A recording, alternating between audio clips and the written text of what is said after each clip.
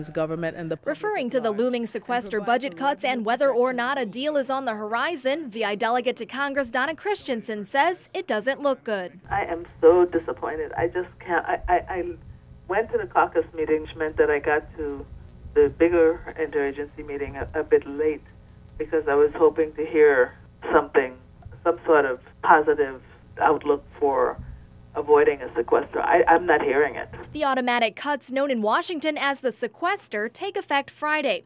They were designed to be severe enough to force lawmakers to reach a budget deal, except they haven't. I'm hearing that the best that Democrats are going to be able to do is get up on the floor and talk about how terrible this is and call for something to happen. But unless the leadership brings something to the floor, we are slated to be finished with our work on Thursday here, and Friday is March 1st. Federal agencies will be forced to make tough choices, laying off some workers and putting others on involuntary leave.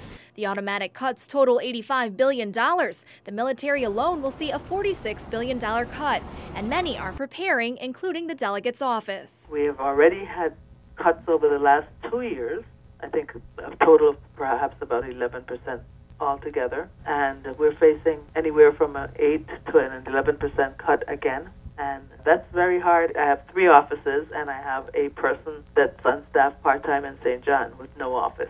We don't have the office because of the previous cuts. The White House wants a plan with smaller spending cuts and more revenue from taxes, a view shared by Governor DeYoung, who says efforts to reduce the deficit should emphasize balance between spending cuts and revenue measures. However, Republicans say we don't need higher taxes, and the latest budget standoff has Christensen at a loss. I really don't understand it. I cannot imagine that we are going to go home and let this thing happen, because it will be devastating to the territory. For News 2, I'm Erica Bivens.